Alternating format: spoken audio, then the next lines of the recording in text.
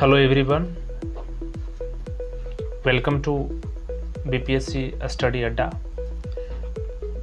अभी मैं एक महत्वपूर्ण विषय पर आप लोगों के बीच डिस्कशन करने वाला हूं। जैसा कि आप सभी जानते हैं, हमारा संपूर्ण देश आज़ादी का अमृत महोत्सव मना रहा है। कल यानी 15 अगस्त को हमारा देश 75वां स्वतंत्रता दिवस के रूप में मनाएगा। 2022 को 75वां होगा। तो सबसे पहले हम ये आपसे बात करना चाहते हैं कि ये स्वतंत्रता दिवस और गणतंत्र दिवस पर जो झंडा फहराने का नियम है, इसमें क्या क्या अंतर हैं जो कि सभी नागरिक को, सभी विद्यार्थियों को, खास करके जो बीपीएससी और यूपीएससी जैसी सिविल सर्विसेज के एग्ज़ाम की तैयारी करने वाले हैं, उनके लिए यह वीडियो बहुत ही महत्वपूर्ण होने वाला है। कि अक्सर इंटरव्यू और एग्ज़ाम्स में पूछे जाते हैं, इंटरव्यू एग्ज़ाम में, कि क्या अंतर है स्वतंत्रता दिवस और गणतंत्र दिवस में झंडा फहराने के नियमों में, ये हमें बताएं।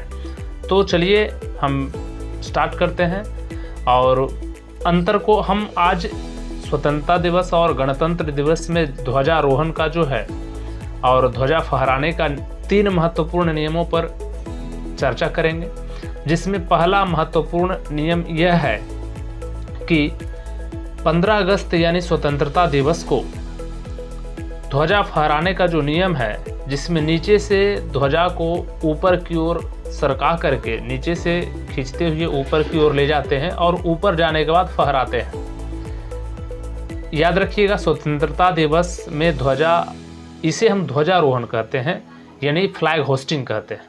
हम जो 15 अगस्त को ध्वजा जो फहराते हैं, पहला नियम में आप समझने का प्रयास करेंगे कि जो हम इसका जो ध्वजा खींचने का जो तरीका है वो नीचे से ऊपर की ओर है, नीचे से ऊपर जाएगा और उसके बाद हम उसे खींचेंगे। नीचे से इस तरह से खींचते खींचते ऊपर गया और उसे हम होस्ट करते हैं, ऊपर ले जा करके, नीचे से ऊपर की ओर ले जा करके। और जो 26 जनवरी यानी गणतंत्र दिवस में जो हम लोग झंडा फहराते हैं, वो झंडा फहराना होता है, वो ऊपर की ओर ही बंधा रहता है, केवल खींचते हैं और उसे हम फहराते हैं। केवल ऊपर ले जा, वो पहले से ऊपर सेटल रहता है और उसे हम केवल खींचते हैं, उसके बाद उसे हम झंडा फहराना कहते हैं। 26 जनवरी को जो काम होता है गणतंत्र दिवस में, उसे हम फ्लैग अनफ्यूरलिंग कहते हैं, ठीक है, यानी झंडा फहराना। और जो 15 अगस्त को होता है उसे ध्वजारोहण कहते हैं, यानी फ्लैग होस्टिंग बोला जाता है।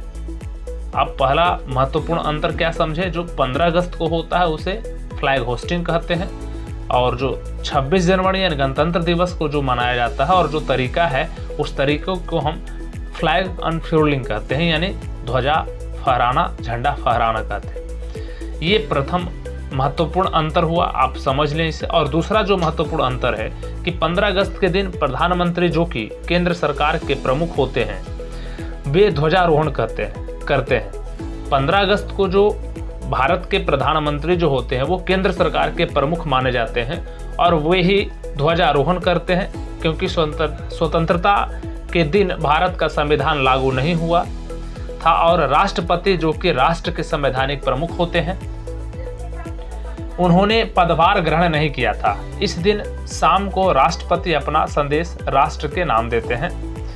यानी जबकि हमने क्या बताया कि 15 अगस्त के दिन प्रधानमंत्री, जो कि केंद्र सरकार के प्रमुख होते हैं, वे ध्वजारोहण करते हैं, क्योंकि स्वतंत्रता के दिन भारत का संविधान लागू नहीं हुआ था। ठीक है, स्वतंत्रता हमारा 15 अगस्त 1947 को हमारा देश आज़ाद जरूर हुआ था, लेकिन संविधान को अपनाया नहीं गया था।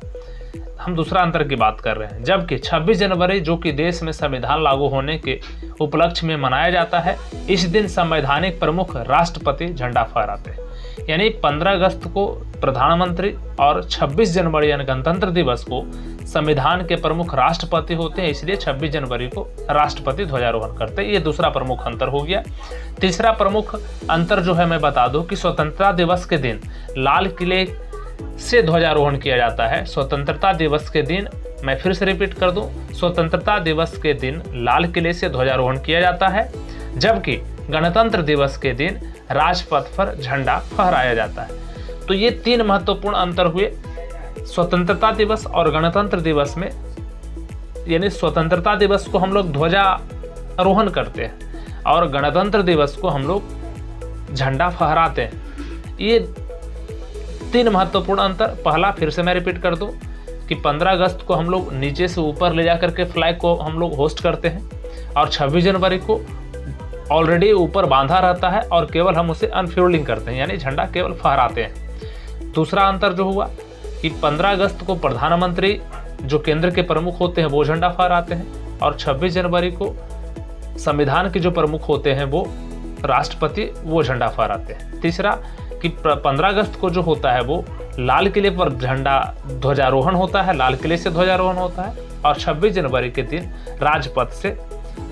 राजपथ पर झंडा फहराया जाता है। तो ये 3 महत्वपूर्ण अंतर हैं जिसे आप समस्त देशवासियों, साथ ही साथ यूपीएससी और बीपीएससी के एस्पिरेंट्स को जानना बहुत ही आवश्यक है।